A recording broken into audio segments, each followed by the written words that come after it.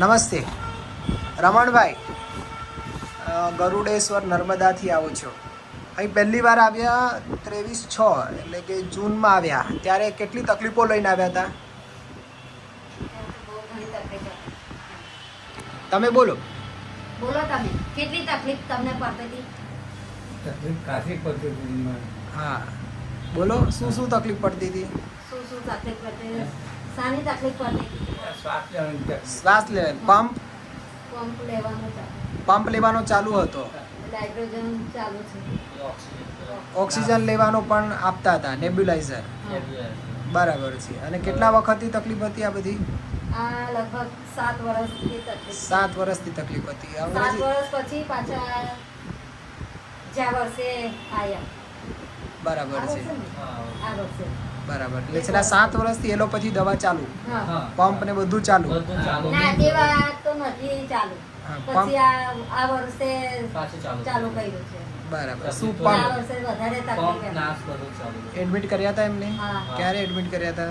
એમને તો એડમિટ થાય તો ક્યાં નીચે ગમે ત્યાં ક્યારે એડમિટ કર્યા હતા એમ કોણ મને? 2 મહિના ઉપર એડમિટ. 2 મહિના ઉપર એડમિટ કર્યા હતા. આપણે પાસે આવ્યા એના પહેલાની વાત છે. તમારી પાસે આવ્યા એના પહેલા. આપણી દવા ચાલુ કરી 6ઠ્ઠા મહિનાથી, બરાબર છે. 6ઠ્ઠા મહિનાને પછી તો આજે 3-4 મહિના. એ ક્યારે મૂક્યા હતા? હમણાં 3-4 મહિના ઉપર. આપણી પાસે આવ્યા એના પહેલા. પહેલા હવે કેવું છે એ બોલો. આપણી દવા ચાલુ કર્યા પછી હવે ઘણું સારું. ઘણું સારું. છે. ઓક્સિજન નથી લેતા, આઈસીયુમાં બી હવે નથી જતા. બરાબર. 4-5 મહિના. પંપ પંપ ઓછો થઈ ગયો છે. ઓછો થઈ ગયો છે. ક્યારે આપવો પડે છે?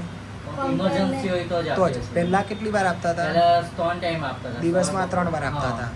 નેબ્યુલાઇઝર હવે આપણી દવા ચાલુ કર્યા પછી એ હવે એક ટાઈમ કર્યું છે.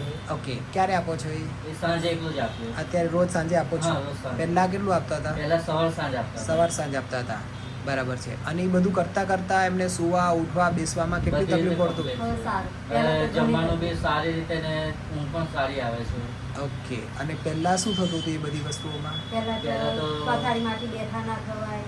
અહીંથી આટલે ચાલે તો બી શ્વાસ ચડી જતો હતો. હવે શ્વાસ બી ઓછો થાય છે. બરાબર. અને ચાલી શકે છે તો હા, એમને ચાલી સ્ફૂર્તિ શકે છે. છે. સ્ફૂર્તિ છે. ભૂખ નથી લાગતી, ભૂખ સરસ બહુ લાગે સરસ છે. લાગે છે. અને ઓલ ઓવર શરીરમાં તાજગી. તાજગી complete. ને અત્યારે વજન બી સારું છે એમને. સર વજન વધ્યું. વધ્યું છે વજન. તો એ સૌથી સારી પોઈન્ટ. જ્યારે શરીર અંદરથી રિકવર થઈ જાય, અંદરની સિસ્ટમ સારી રીતે કામ કરવા લાગે તો શું થાય? વજન પણ જ્યારે શરીર અહીંયા અમે આવ્યા હતા ત્યારે 39 કિલો હતું ને અત્યારે 44 કિલો ને 600 ગ્રામ. 600 ગ્રામ જેવું છે અત્યારે. વિચાર કરો. 5 કિલો વધી ગયું. વજન વધ્યું. હા. બરાબર છે.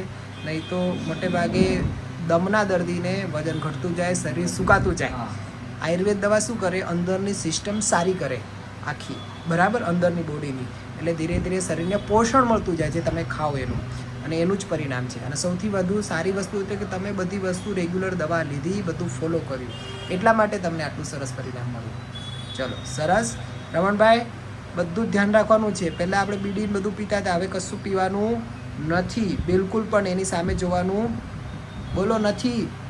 ના જતા જ નહીં. બસ બરાબર છે સર. બંધ સર કરી દીધું. બસ તો આ બધું ધ્યાન રાખવાનું છે. આટલું સરસ થયું છે એને સાચવીને રાખવાનું છે, બરાબર.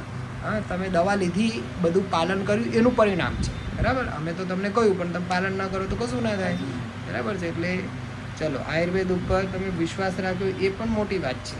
Okay sir, thank you. બરાબર. ઓલ ઓવર કેટલા ટકા ફાયદો કહી શકાય? 80-90% ફાયદો. 80% નો ફાયદો થઈ ગયો. સરસ. પહેલા કરતાં સરસ છે.